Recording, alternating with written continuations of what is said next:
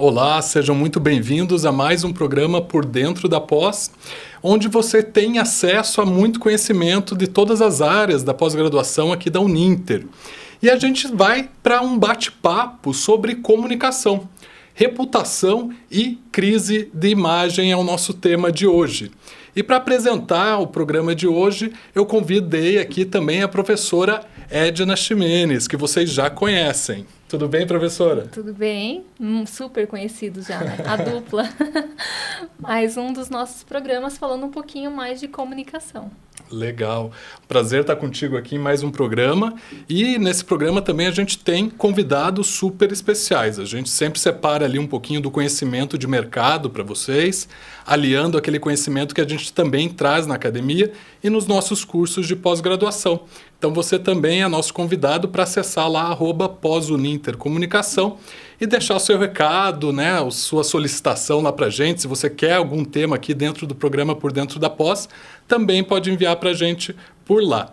E hoje nossos convidados são muito especiais para falar desse tema de reputação e crise de imagem. Eu estou aqui com o Ricardo Voit. Tudo bem, Ricardo? Tudo bom, né? Muito obrigado aí pela oportunidade. Seja muito bem-vindo para falar desse tema tão interessante e com a experiência que vocês têm de mercado. Também estou aqui com a Josiane Fedler Vieira, que é a head da V3Com, e o Ricardo, que é a CEO da V3Com, né, que vai cuidar de toda essa gestão de crises e também auxiliar as marcas na sua reputação. Tudo bem, boa tarde, obrigada pelo convite. Obrigado vocês por terem aceitado. E eu queria saber um pouquinho, para a gente começar ali, quebrar o gelo um pouquinho dessa conversa, como é que foi a trajetória de vocês até chegar nessa área tão específica, né? Quando a gente fala de reputação, a gente faz um recorte ali da comunicação, mas que tem crescido muito. Quais foram essas competências? Onde que vocês começaram? Como é que foi a trajetória de vocês aí pelo mundo da comunicação? Se quiser começar, Ricardo, depois a gente passa para a Josiane. Perfeito. Bom, eu me formei em jornalismo e logo depois de formado, né, enquanto eu estava cursando, eu trabalhei em veículos de comunicação, né, alguns jornais, né, alguns canais, para entender o processo jornalístico, né, de geração de notícias. Mas logo que eu me formei, eu fui buscar uma pós-graduação e encontrei uma pós-graduação em marketing. Só que o que eu não me informei quando eu entrei nessa pós-graduação em marketing é que toda a turma era formada por economistas e administradores. Então isso me levou automaticamente para o meio empresarial, né? Onde eu comecei a entender o processo do meu conhecimento que eu havia adquirido na graduação de comunicação dentro do ambiente corporativo voltado para a gestão de iniciativas de marketing, né? Bacana. Então, esse processo um pouquinho maior, né? Da comunicação, você expandiu, abrangendo ali outras áreas e provavelmente tendo acesso a outras competências, outros conhecimentos que talvez você não tivesse só no jornalismo. Perfeito, exatamente. Foi onde eu entendi que aonde o processo, né, o conhecimento da comunicação, o know-how de comunicação e principalmente do valor da informação circulando por dentro das corporações poderia ter uma relevância muito estratégica aí no andamento das atividades. Legal, diferente, né? Saiu daquela imagem do aluno ali da editoria do jornal, do impresso e assim por diante. E para você, Josiane, como é que foi essa jornada? Então, eu também me formei em jornalismo, eu tenho formação em jornalismo e publicidade. Então, eu tenho as duas formações, mas eu não sou muito boa publicitária. Sou melhor como jornalista. Quando eu me formei, assim como o Ricardo, eu também fui procurar uma pós-graduação, mas eu já sabia o que eu queria, que era assessoria de imprensa. Eu já tinha, durante a faculdade, eu já tinha passado por impresso, por televisão. Televisão sempre foi minha paixão. Eu fui para a faculdade de jornalismo por causa de televisão, mas foi na assessoria que eu me descobri. Por quê? Porque na assessoria eu poderia fazer tudo. Eu podia fazer jornal, eu podia fazer TV, eu podia fazer rádio. Então, ali eu tinha todo o conhecimento e toda a gama da comunicação como um todo. E com esse passar dos anos, as funções que eu fui exercendo e os trabalhos foram se aprimorando nessa área. Então, meu primeiro emprego como jornalista formada foi na Fundação Cultural de Curitiba, onde eu era responsável pelas matérias e pelos eventos, tanto de música quanto de teatro. Então, eu tive que ter um conhecimento dessa área cultural que até então eu não tinha para poder atender os artistas. Saindo disso, comecei a atender clientes, muitos clientes, né? Então, saí daquele cliente único, específico, e fui para uma gama muito variada, em que em uma hora eu estava fazendo matéria de turismo e na outra eu estava fazendo de economia, né? E, por último, eu fui mais desafiador, né? Hoje eu estou na V3 com o Ricardo, mas já tinha trabalhado com ele em outros momentos, mas o mais desafiador dessa carreira é que durante 8 anos eu fui responsável por toda a comunicação e gerenciamento de crise do Exército Brasileiro na região Sul. Então, eu não fui só jornalista, eu fui militar jornalista. Então, foi um conhecimento muito diferente, né, dessa área. Então, ou seja, já passei por vários lugares, vários conhecimentos diferentes, e em todos você consegue exercer um pouquinho da comunicação. Muito bacana, né? Até pegando um pouquinho dessa comunicação pública, né? Então, que é diferenciada, a gente sabe, né? Com a comunicação pública e entendendo os diferentes segmentos, né? Para conseguir atender. Sim. Então, isso a gente vê um diferencial da comunicação. Não, e é legal eles falando, porque é o que a gente sempre fala aqui nos programas, né? Que a comunicação, ela passa por todas as áreas. E escutando eles falarem os espaços onde eles já tiveram, a gente entende isso realmente, né? E até para o profissional de comunicação, ele consegue entender a importância da comunicação ou como a comunicação atua, né, em cada um desses espaços. Imagine, de empresas a exército, né? Então, é bem diferente. É interessante que você colocou a questão da transparência, né? Hoje ela tá muito implícita na questão de governança corporativa. Então, da área pública existe aquela questão de obrigatoriedade de prestação de contas para a sociedade. Mas atualmente, com os princípios de governança e obviamente agora sendo reforçados pelo próprio ESG, né? A questão da empresa, ela tem que realmente prestar contas do seu impacto, da sua operação para toda a sociedade, né?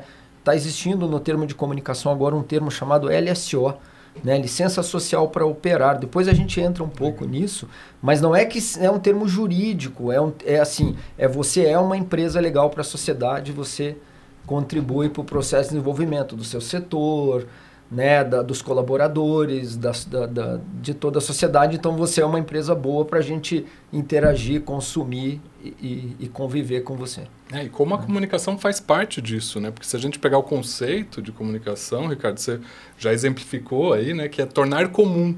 Então, se a gente for falar de compliance, não tem como falar de compliance sem tornar comum, né? Sem tornar essa linguagem acessível a todo mundo, né? As informações da empresa, vou trabalhar na área pública, tem lei de acesso à informação, então você tem que se adequar a isso, enfim, né? Então, uma série de questões que a comunicação facilita, traz para perto o público, né? Sem ficar aquela coisa muito assim, a empresa aqui, você ali, e não vou prestar tantas contas assim para a sociedade. Hoje não, né? Hoje essa integração ela é necessária até.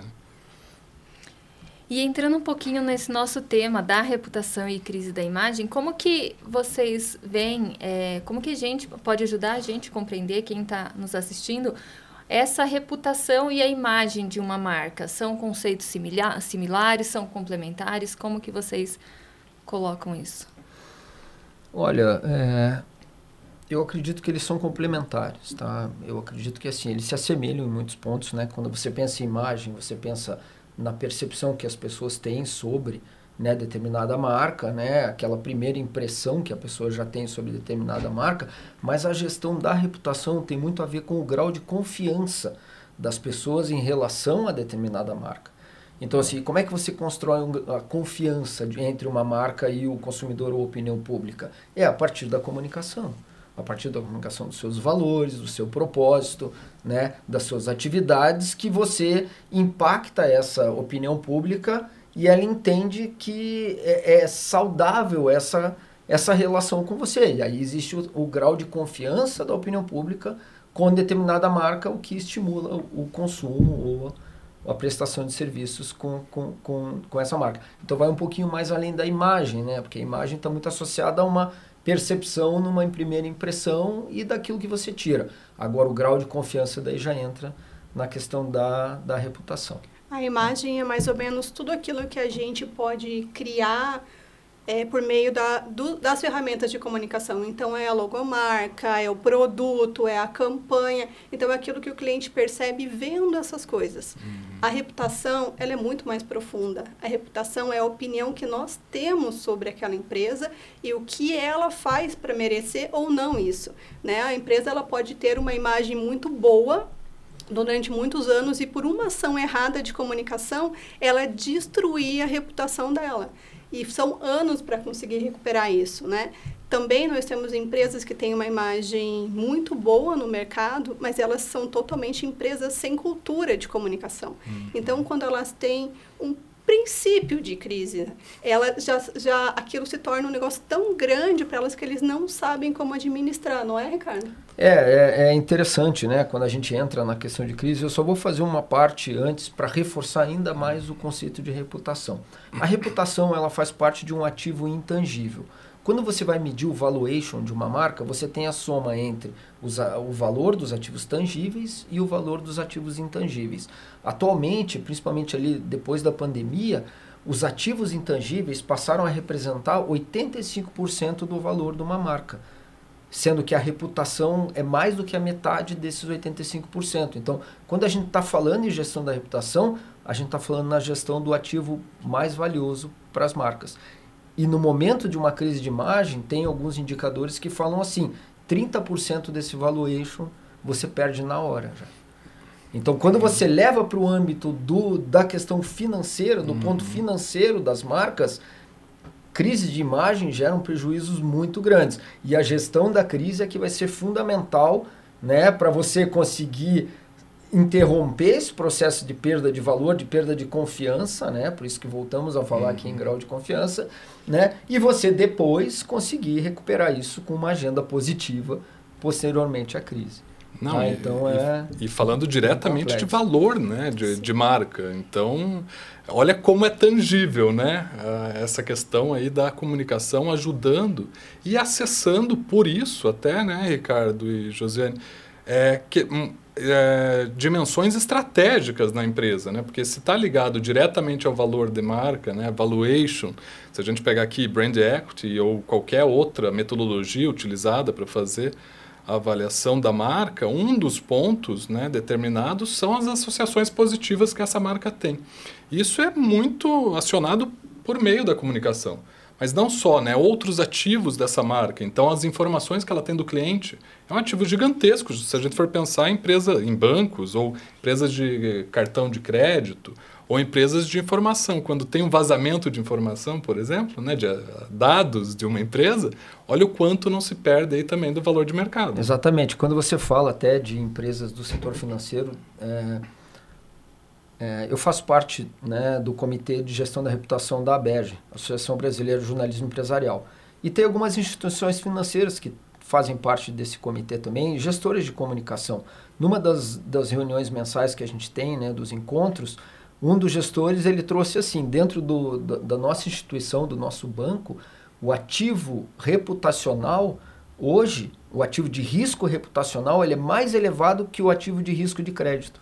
Então, ele inverteu o processo no próprio banco devido à complexidade que está as instituições na relação com toda a sua cadeia de valor. Aí você fala os stakeholders, né? Sim. Então, sempre é importante frisar assim, quando você faz a gestão de reputação de uma marca, você tem que estar preocupado com todos os níveis de mensagens e informações que impactam essa cadeia de valor. Né? E entre stakeholders você tem imprensa, opinião pública, governo, entidades setoriais e, né, fornecedores, clientes. Então, uma série de públicos de interesse que você tem que estar mediando ali o tom e o nível de informação adequado. Para a gente trazer um exemplo disso, né, Ricardo? Eu sempre gosto daquele exemplo do banco que fez uma comunicação para um determinado stakeholder, né, relacionado ao meio ambiente e tal, né, contra o agronegócio, não sei o quê, e a maioria dos seus clientes grandes eram do setor do agronegócio, né?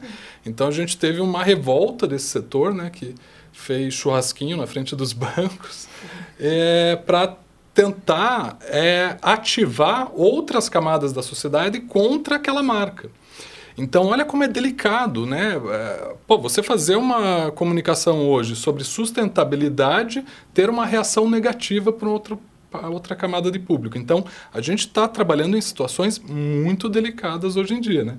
Que levam a comunicação a não poder mais ser feita assim, vou entrar na sala, ter ideias e simplesmente executar. Né? Ela passa por um nível estratégico. Realmente, nível estratégico e de muita responsabilidade. Né? Principalmente numa sociedade que responde imediatamente a qualquer posicionamento, vamos dizer assim, politicamente incorreto ou que fere algum princípio e valor de algum nicho da sociedade. Né? Muitos dos problemas de imagem que acontecem hoje, inclusive de imagem da empresa e de reputação, como esse caso que você citou, é porque o porta-voz ou ele não está preparado para falar com aquele público, ou ele está muito confiante para falar com aquele público. Ou seja, uns 80% dos problemas de comunicação poderiam ter sido evitados se o porta-voz tivesse preparado um pouquinho melhor para falar com aquele público. Porque a gente tem a confiança de falar. Só que a pessoa hoje, ela não coloca na cabeça ou esquece que as pessoas gravam, que as pessoas filmam, que as pessoas encaminham as mensagens. E isso dá muitos problemas que poderiam ter sido evitados, como nesse caso. Legal. A gente vai conhecer um pouquinho mais daqui a pouco sobre esse processo de gestão de reputação e gerenciamento de crises depois dos nossos intervalos. Então, segura aí que a gente já vai entender um pouquinho mais sobre esse processo daqui a pouquinho.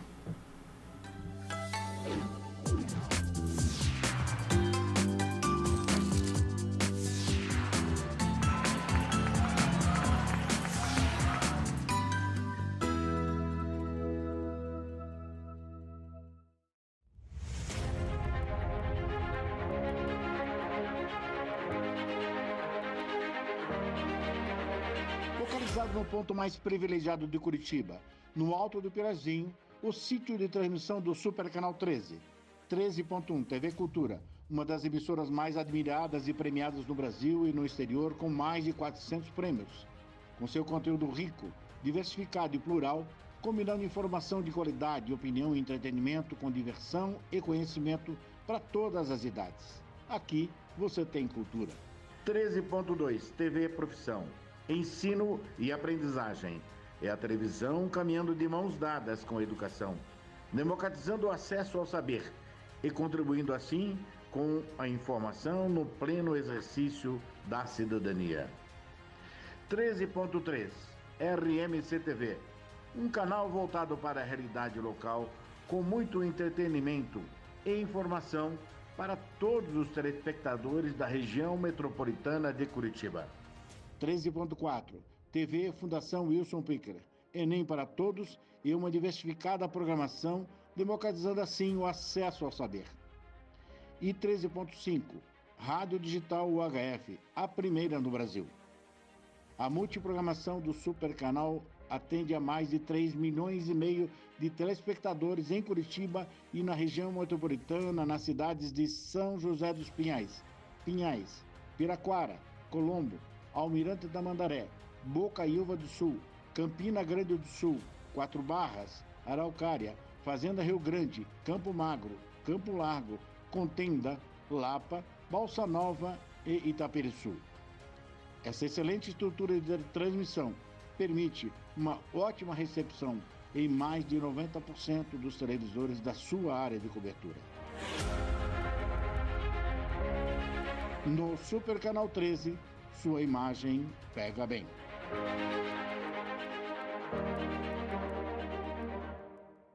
Cursos na área da saúde, enfermagem e muito mais. Tem aulas teóricas em uma plataforma virtual intuitiva e aulas práticas com professores em laboratórios de última geração. Mensalidades a partir de R$ 236. Inscreva-se já. Uninter.com.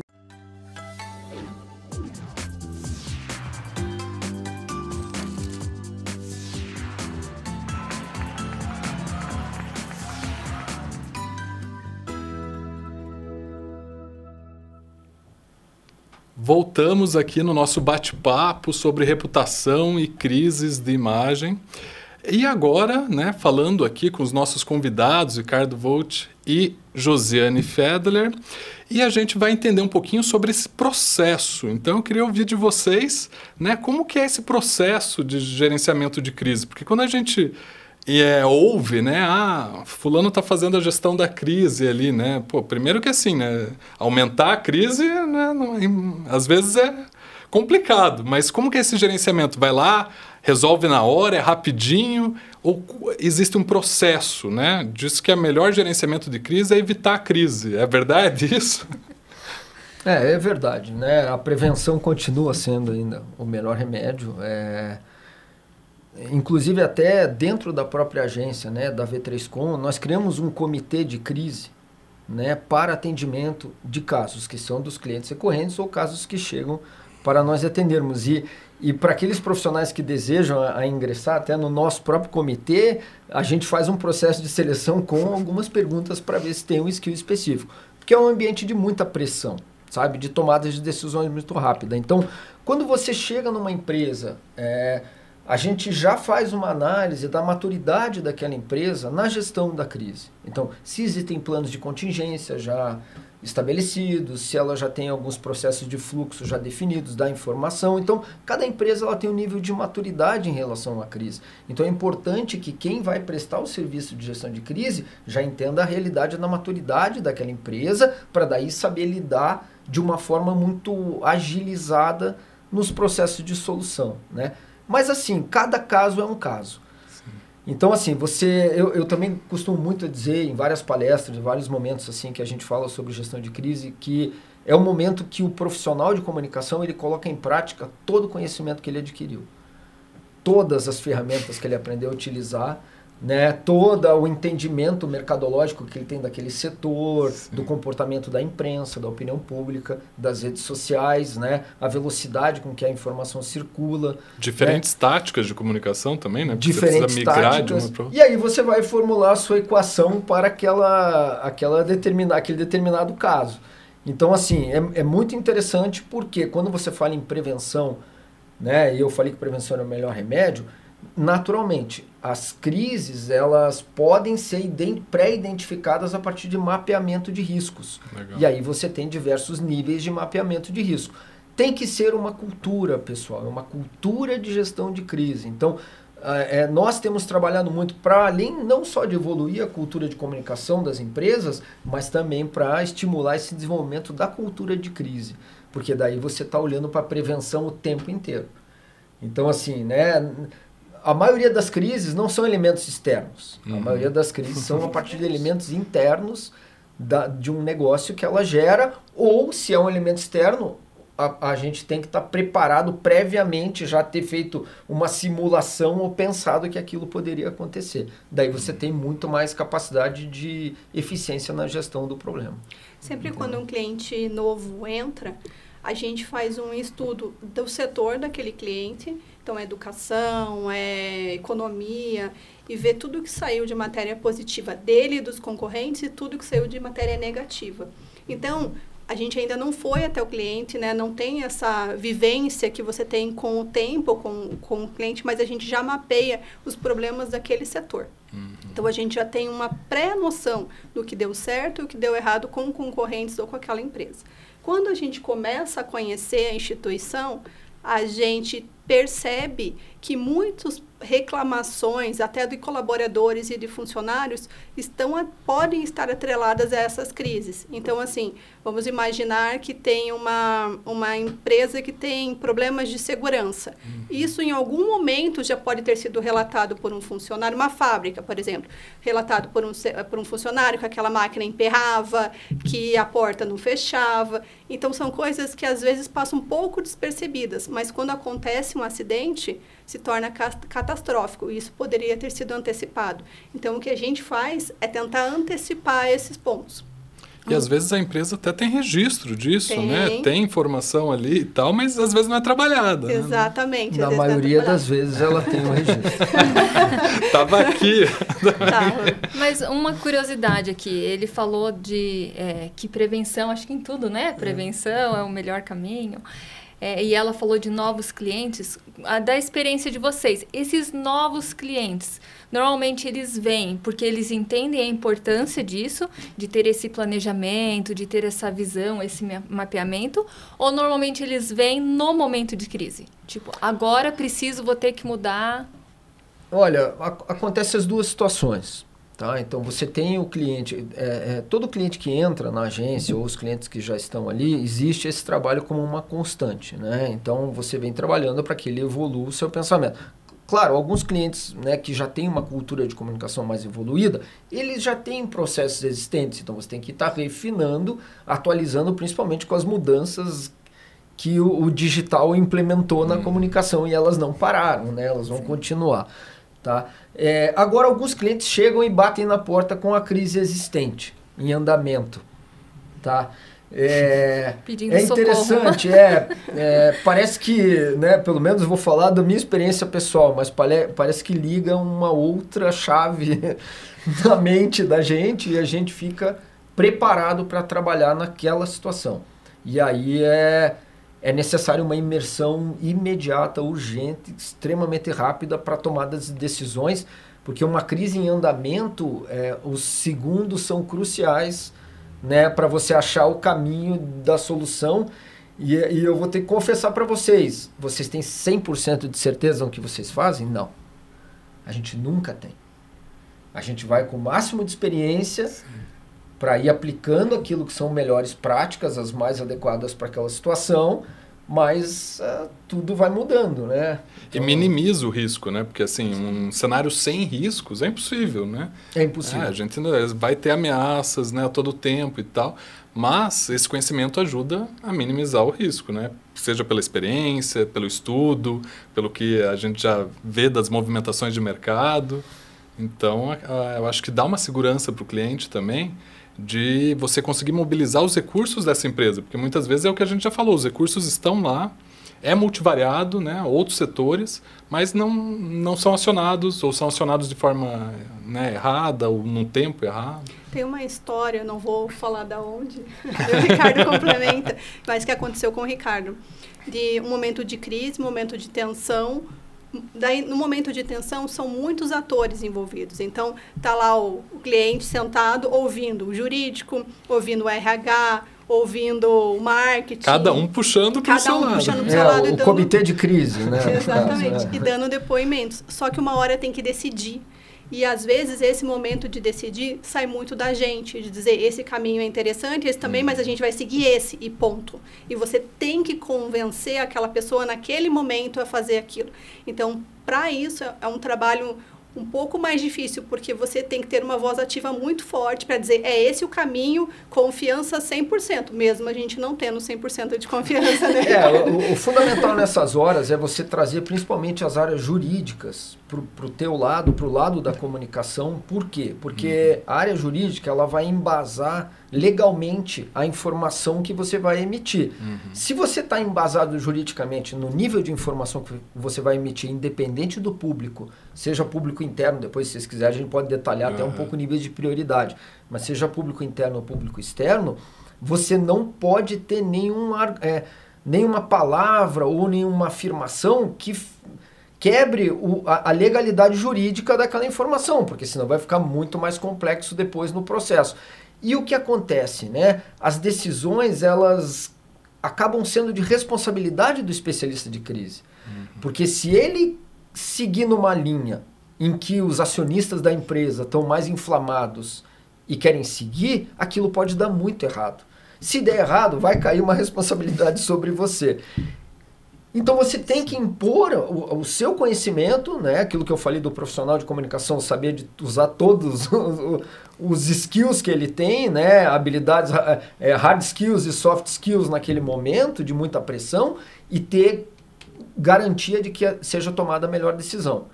Né? Então, assim, é um momento muito interessante aí da profissão, por isso que eu falo, parece que liga uma outra chave na cabeça da gente, assim, para trabalhar. Tem uma questão bem interessante sobre isso, que geralmente o profissional que ainda não tem tanto conhecimento de gerenciamento de crise, quando tem uma crise, a primeira ação que ele faz é agendar uma coletiva de imprensa. Gente, a gente não faz isso nunca. Vamos resolver rápido, né? E tem que dar uma resposta para a imprensa. Só que, na verdade, esse resolver está muitas vezes prejudicando. Isso, colocando em evidência e em xeque o porta-voz e a empresa. Então, assim, são raras vezes em que a gente recomenda a coletiva de imprensa. Mas é muito engraçado de ver que isso ainda acontece muito. Sim. E daí o que talvez não fosse uma crise se torna.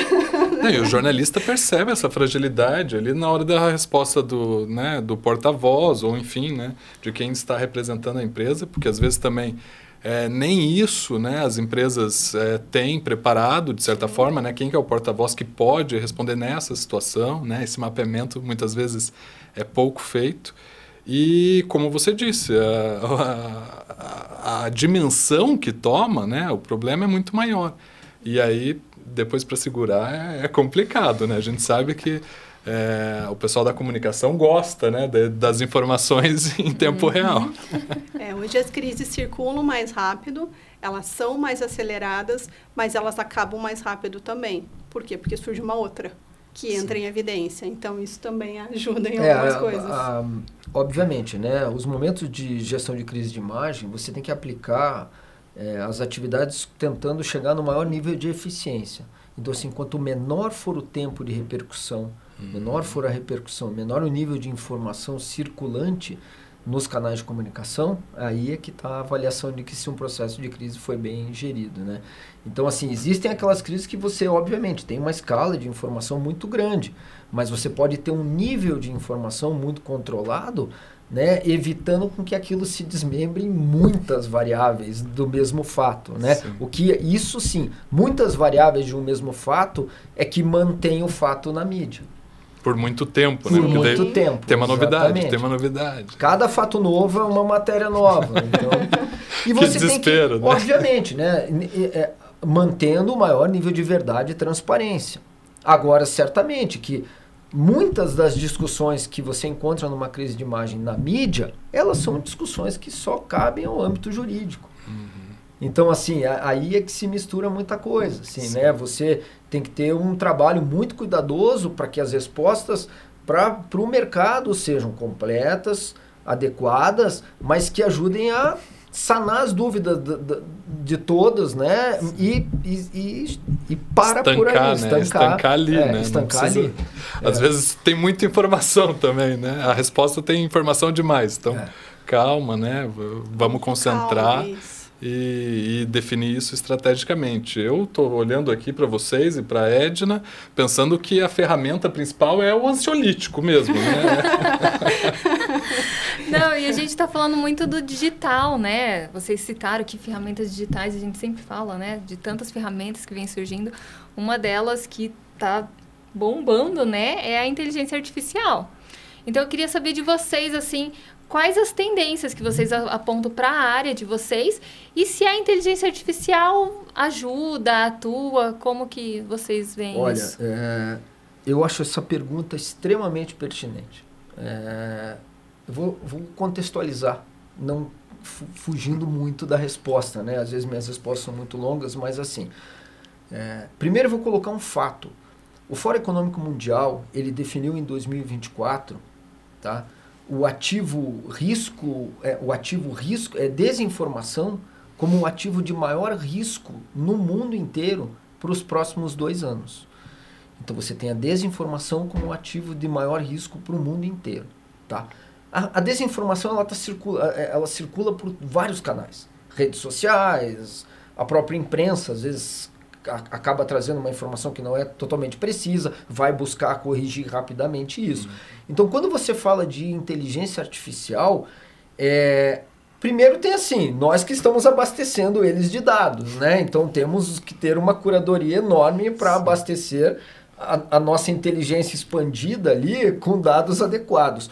Mas ela serve muito, em momentos de gestão de crise de imagem, para você levantar casos semelhantes, para você construir notas de comunicados mais precisos, entendeu? Porque ela te ajuda a sintetizar melhor, ela é como uma extensão da tua habilidade para te trazer mais dados e te ajudar a sintetizar com mais velocidade alguns comunicados e algumas estratégias. Então, nesse ponto, a inteligência artificial ela ajuda muito. Tá? E ela, obviamente, que eu acredito, né, que a própria inteligência artificial vai contribuir muito para eliminar os fake news do mercado.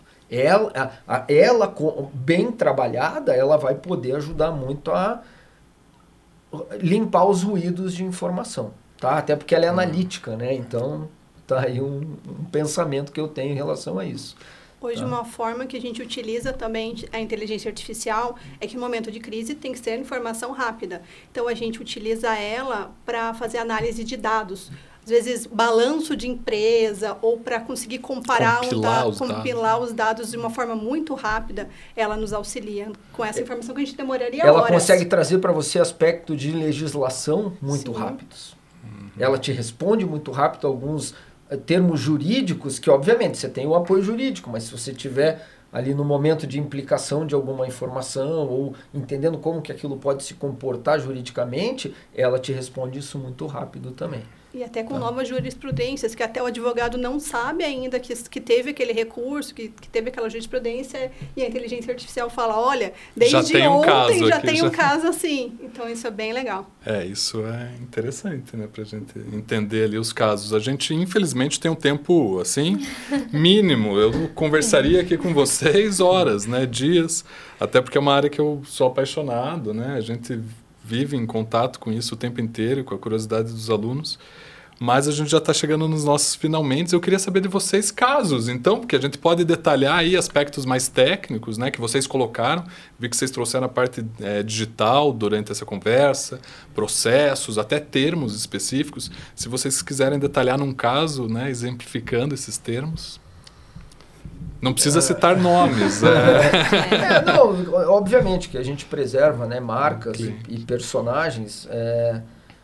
Mas, assim, tem alguns casos emblemáticos, né? Por exemplo, teve um caso uma vez que a gente teve que desmobilizar 19 famílias de um edifício vizinho a uma obra de um cliente nosso, porque a obra, a manipulação da fundação do terreno para a construção do empreendimento imobiliário, ele afetou a estrutura do prédio vizinho. E o prédio estava com risco de desabamento. E tinham 19 famílias no prédio.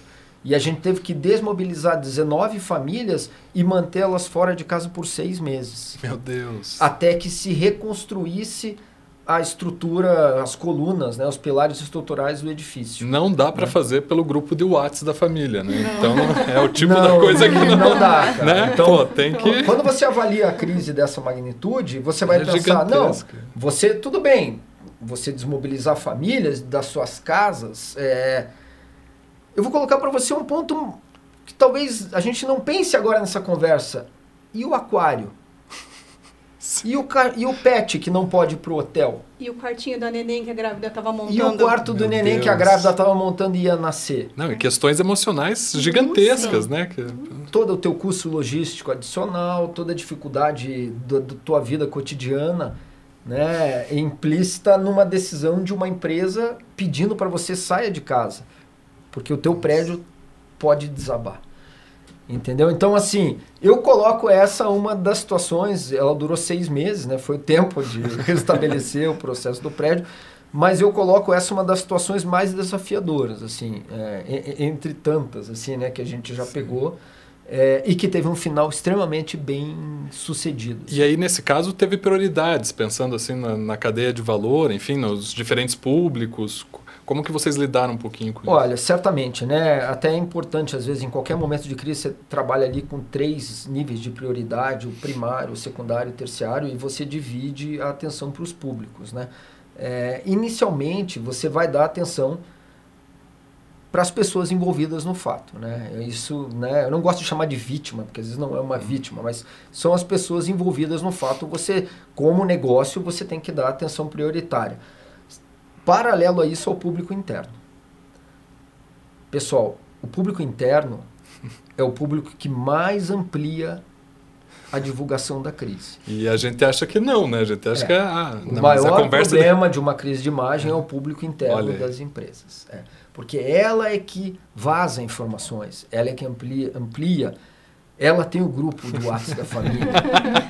Né? São então, fontes, né? E já passa a informação junto com a opinião. Opinião. E aí aquilo E a vai desinformação. virando, e com a sua interpretação, e aí vai... E aí você começa a construir uma série de narrativas. Então, o fundamental em qualquer situação de crise de imagem é você tentar manter uma única linha de narrativa. Uma única. Às vezes, pessoal, ela não é a melhor. Mas é possível ali Mas naquela é possível. Você pode até aperfeiçoar ela no decorrer do processo. Agora, você começar com uma linha e ir para outra no meio do processo, não. Porque daí você perde a autenticidade da tua informação, da tua marca. Né? Eu diria assim, algumas marcas durante a pandemia, elas tomaram algumas posições, né? Houveram muitos erros, mas houveram muitos acertos. E as que acertaram é que definiram uma linha do começo ao fim. Mesmo que na opinião pública aquilo não fosse 100% agradável aos olhos de todo mundo, mas funciona. Entendeu? Então você tem que tomar a melhor decisão para o negócio e obviamente que a melhor decisão para o negócio é atender os stakeholders da melhor forma possível, né? Sim. Dentro do processo. Tá, mas esse foi um dos casos, né? Então, que realmente mobilizou muita atenção e assim, né? Mas você está falando para mim assim, mas você é um profissional de comunicação?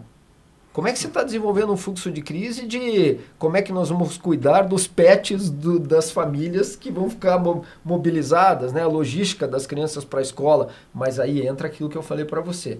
Você vai usar toda a tua habilidade de entendimento setorial de relações interpessoais para ajudar os interlocutores da empresa, né, a tomar as decisões mais coerentes, aquelas que não vão trazer outros problemas com a sociedade.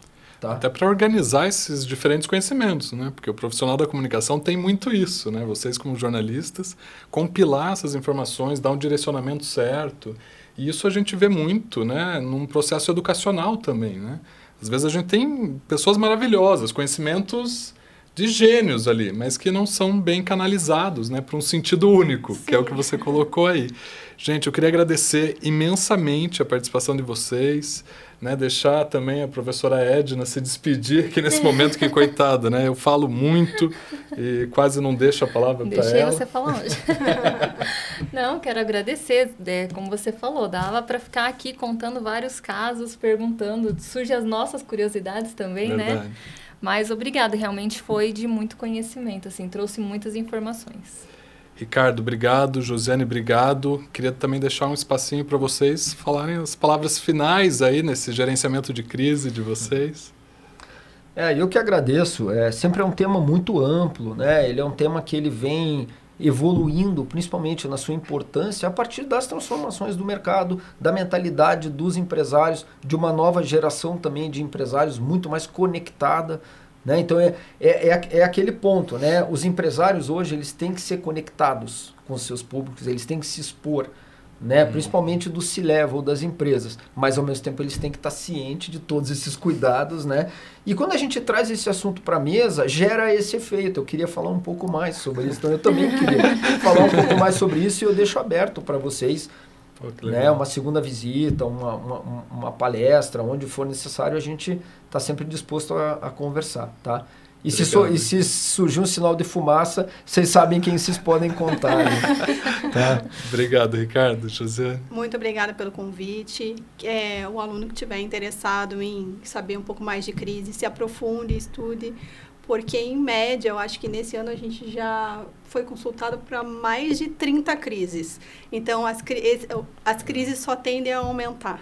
Então, quem tiver interesse nessa área, estamos à disposição. E conheçam a empresa de vocês também, né? V3Com, que tem, assim, vários clientes já atendidos. E essa oportunidade que você também deu, Ricardo, para uma palestra, enfim, com certeza a gente vai conversar em breve.